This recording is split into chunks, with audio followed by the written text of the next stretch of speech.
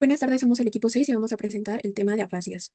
Dentro de los tópicos que veremos a continuación tendremos la definición, clasificación, epidemiología, cuadro clínico, diagnóstico, tratamiento y finalmente el pronóstico. Soy Toribio Trejo Jessica. Comencemos porque es una afasia. Bueno, esta es una condición que denota síntomas de daño en las partes afectadas del cerebro que regulan el lenguaje. La causa más común es por un accidente cerebrovascular o lesión cerebral, o bien también puede ser por una infección, pero de igual forma puede ocurrir por un tumor, una inflamación, así como por enfermedades neurodegenerativas. Este trastorno va a afectar la expresión y comprensión del lenguaje en cualquiera de sus formas, ya sea oral, escrito, lo que se interpreta al escuchar. La manera en la que se expresan los signos de este trastorno van a depender de la región del cerebro afectada. Sierra Contreras Teresa. Para clasificarla, se consideran tres aspectos fundamentales: la fluidez al hablar, la comprensión del lenguaje y la capacidad para repetir palabras o frases. Existen 8 tipos de afasia según Weinstein. Se dividen en no afluentes y afluentes, dependiendo del tipo de expresión verbal que el paciente conserva. Los tipos no fluyentes incluyen afasia global, transcortical mixta, de Broca y transcortical motora. Y los tipos afluentes, Weinstein, transcordial sensorial, de conducción y anómica. Empecemos con la afasia global. Es la más grave. El paciente no puede hablar, comprender ni repetir. El lenguaje está severamente limitado, no puede leer ni escribir y es la forma más incapacitante.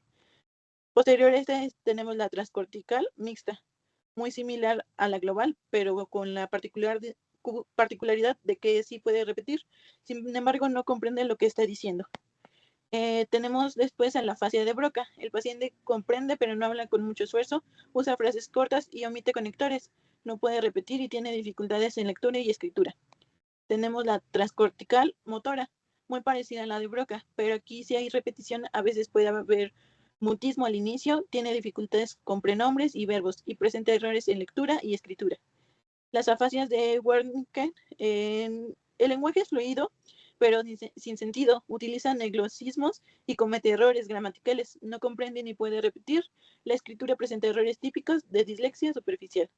En la transcortical sensorial también es fluente y sí puede repetir, pero no comprende, su lenguaje es vacío y repetitivo. Puede leer en voz alta, pero no entiende lo que lee. Las afasias de conducción, el paciente comprende y habla con fluidez, pero no puede repetir. Tiene muchas interrupciones, se autocorrige y presenta errores en escritura, peneja, gramefa. Y por último tenemos a la afasia anómica. Es la más leve, habla con fluidez, comprende y repite, pero tiene dificultad para encontrar nombres, especialmente sustantivos. Su discurso es rodeado y puede haber omisiones léxicas al escribir. Pineda Valderrábano, Airam Alexia. Ahora yo les voy a hablar de la epidemiología. Como ya vimos, la afasia es una complicación frecuente del evento vascular cerebral. Se va a presentar en 1 de cada 3 casos. Un metaanálisis reciente con más de 160,000 pacientes reportó una frecuencia del 34% en la fase aguda. Además, es más común en mujeres con un 36% y en hombres con un 31%. En estudios anteriores, la frecuencia varía entre el 14% y el 38%, y esto depende del momento en que se evalúa al paciente y de cómo se define o mide la afasia. Sobre los tipos de afasia, el más común al inicio es el tipo global, después sigue la anómica con un 25%, la de Wernicke con 16% y la de Broca con un 12%. Aunque muchas personas mejoran con el tiempo, se estima que un 60% todavía tiene afasia al año del evento y por lo general es más leve, pero sigue afectando la comunicación. En México no hay datos específicos sobre la afasia. Sin embargo, el evento vascular cerebral es muy frecuente, sobre todo en personas mayores y que ya tienen más de 75 años, y hay más de 200 casos por cada 100,000 habitantes al año. Por eso se piensa que la afasia también es común, pero que muchas veces no se detecta o no se registra bien. Soy Toribio Trejo Jessica. Clínico, como hemos mencionado, los síntomas se van a presentar dependiendo de la región afectada. Por lo tanto, dependiendo del tipo de afasia, podremos tener una serie de consecuencias. En el caso de la afasia de conducción, la fluidez sí va a estar presente, pero van a ocurrir errores de repetición. Y al momento de comprender por palabras, van a tener una buena comprensión, pero van a tener una dificultad para repetir, en especial si son frases largas.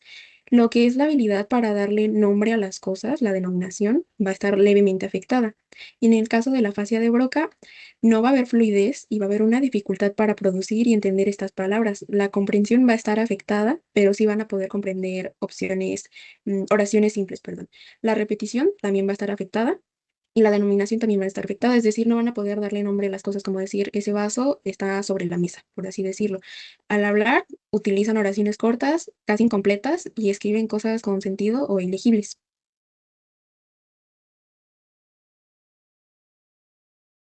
Para la fascia de Wernicke, sí hay una fluidez. La anterior, por favor. Para la fascia de Wernicke sí se produce una fluidez, pero hay un déficit severo en la comprensión y está muy afectada lo que es la habilidad para repetir y darle nombre a las cosas. Pueden emitir palabras, frases, pero van a carecer de sentido absoluto en todo lo que puedan decir. No comprenden las conversaciones, no entienden lo que leen, lo que escuchan y dicen oraciones, pero sin algún sentido. Sánchez Pérez Fátima Jocelyn. Bueno, continuando con el cuadro clínico, vamos a tener también la fascia global, la cual va a ser, pues como ya les habían comentado, una de las más graves. La persona no va a poder hablar con fluidez, no va a comprender lo que se le dice y tiene severas dificultades para repetir o nombrar. Sus oraciones pueden ser cortas o inexistentes y no entienden ni lo que leen ni lo que escriben. En cambio, también tenemos la fascia nómica, la comprensión y la gramática van a estar conservadas. La persona va a poder hablar bien, pero tiene dificultad para encontrar palabras, especialmente nombres de objetos. Suelen dar rodeos o explicaciones muy largas para referirse pues, a algo muy sencillo. La que sigue, por favor. Bueno, aquí vamos a presentar tres variantes de la fascia transcortical, que sería la motora, la sensitiva y la mixta. En la fascia transcortical motora hay dificultad para iniciar el habla, aunque la comprensión del lenguaje pues, se encuentra preservada. Un rasgo característico es que sí pueden repetir oraciones, incluso si son complejas. En la fascia transcortical sensitiva, la persona va a poder hablar con fluidez, pero su lenguaje va a carecer de significado debido a un déficit en la comprensión. A pesar de esto, va a poder repetir frases aunque no entienda lo que dicen. Y finalmente tenemos la afasia transcortical mixta. Esta va a combinar elementos de las dos anteriores, pues la persona no va a comprender bien, va a tener dificultades para hablar por sí misma y su discurso va a carecer de fluidez de sentido. Sin embargo, van a ser capaces de repetir frases aunque no entiendan su significado.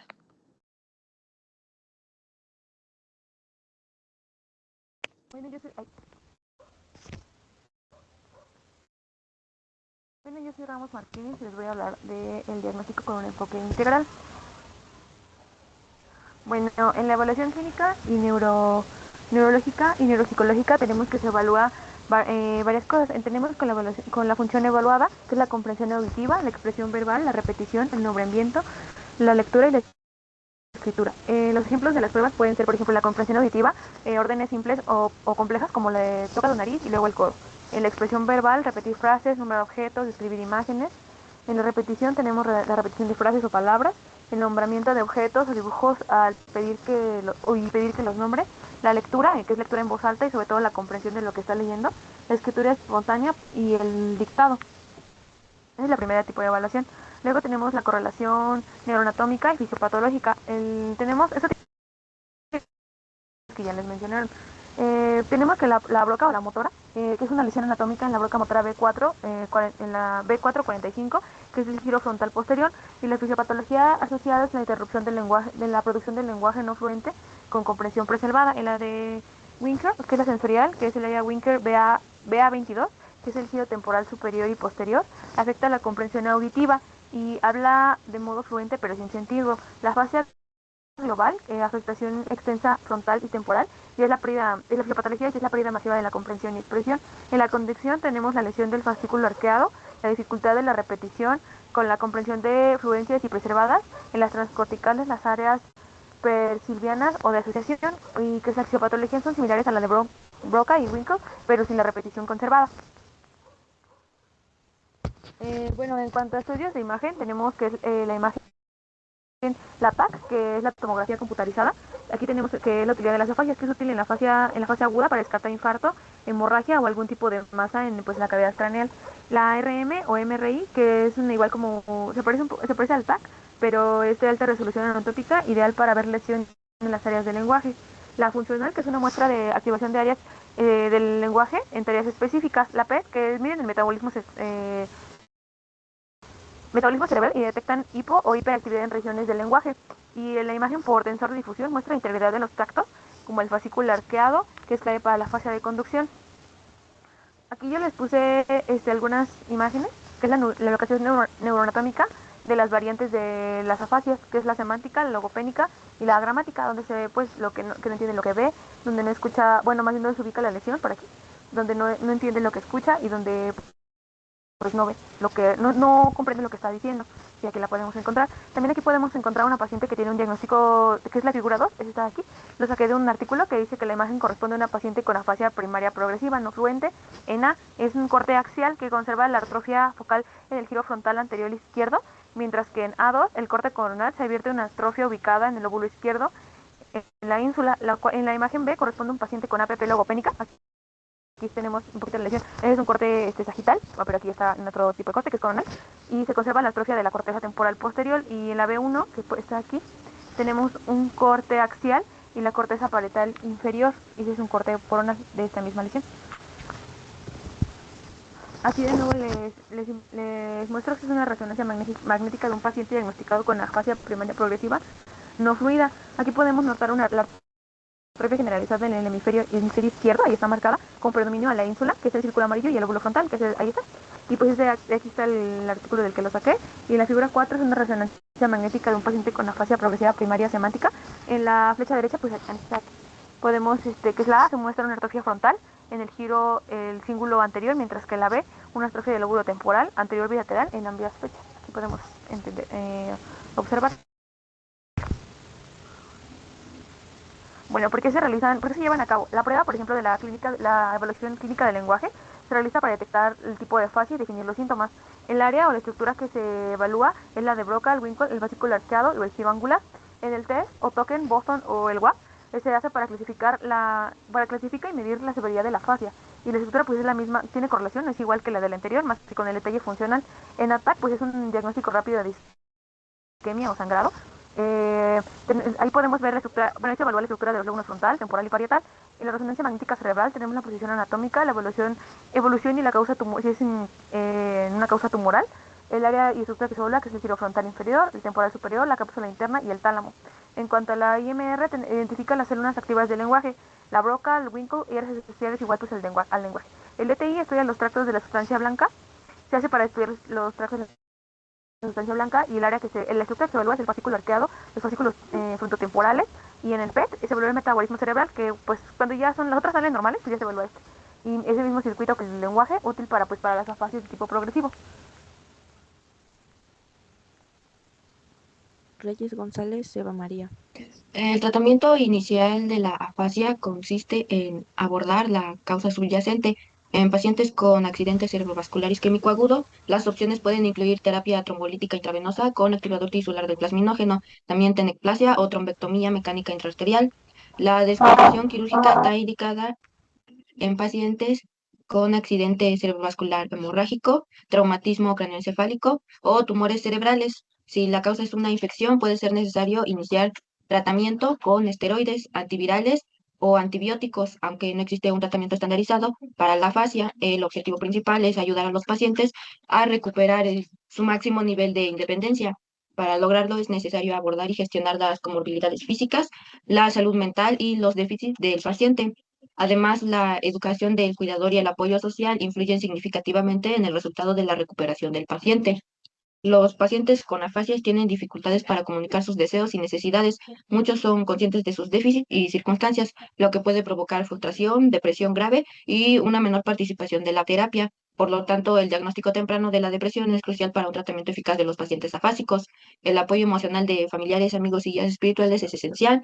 También puede ser necesario derivar al paciente a un psiquiatra, neuropsicólogo o psicólogo para su evaluación y tratamiento. Tratamiento para la depresión suele incluir tratamiento farmacológico, en el cual los de primera línea incluyen los inhibidores selectivos de la recaptación de serotonina y los antidepresivos tricíclicos. Sin embargo, estos se prefieren los inhibidores selectivos de la recaptación de serotonina debido a su menor incidencia de efectos adversos. Siguiente, por favor. Los logopedas evaluarán a los pacientes para identificar sus fortalezas y debilidades, lo que permitirá personalizar los planes de tratamiento. Y bueno, también las investigaciones indican que los pacientes experimentan una mayor mejoría con sesiones de tratamiento cortas e intensivas que con sesiones más largas y menos intensas. Los pacientes también recibirán diversas estrategias compensatorias como la comunicación aumentativa y alternativa. Estas estrategias pueden incluir pizarras blancas, bolígrafos y papel para escribir, o también fotos de objetos comunes para su identificación, o dispositivos más avanzados como tabletas o frases o con imágenes comunes. Siguiente. Los pacientes con afasias no fluentes, como la afasia de Broca, presentan problemas de fluidez al generar oraciones, pero a menudo conservan su capacidad para cantar. La terapia de entonación melódica o TIM mejora la fluidez del paciente mediante el uso de la melodía y el ritmo.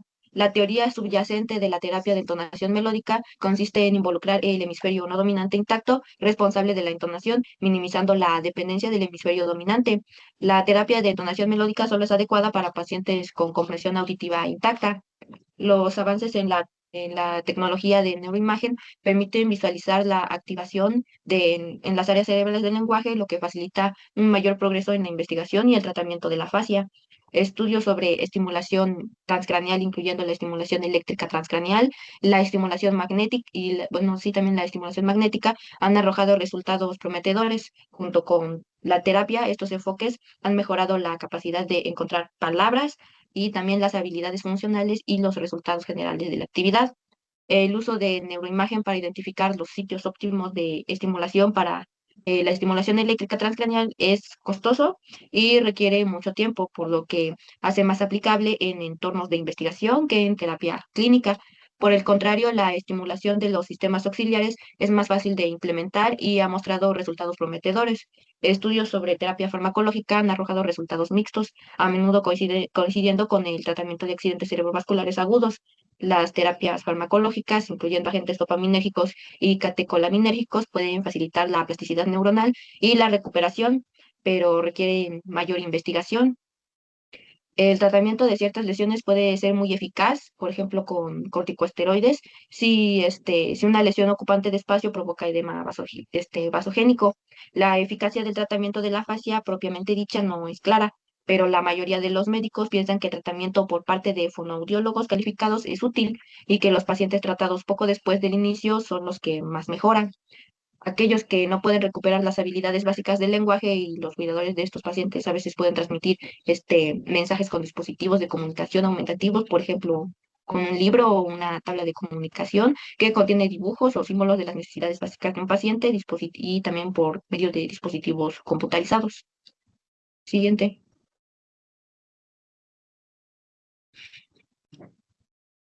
Bueno, la recuperación de la afasia varía según el tipo, la gravedad, la causa, la motivación del paciente y algunos otros factores. La mayor mejoría generalmente ocurre dentro de los primeros 2 a 3 meses tras el inicio, alcanzando su punto máximo alrededor de los 6 meses, tras lo cual las tasas de recuperación disminuyen significativamente. Siguiente. La afasia de Broca suele mostrar mejores resultados de recuperación que la afasia global, mientras que la afasia global tiene un pronóstico de recuperación más favorable en comparación con la afasia de Wernicke. Esta recuperación va a depender de las causas, el tamaño y la localización de las lesiones, también del entorno del lenguaje y las respuestas al tratamiento. En menor grado sería la edad, la educación y la salud general del paciente. Los niños que son menores a 8 años muchas veces recuperan la función del lenguaje después del daño grave de cualquiera de los hemisferios. Después de esa edad, la mayor parte de la recuperación ocurre dentro de los 3 primeros meses, pero la mejoría continúa en un grado variable hasta un año después.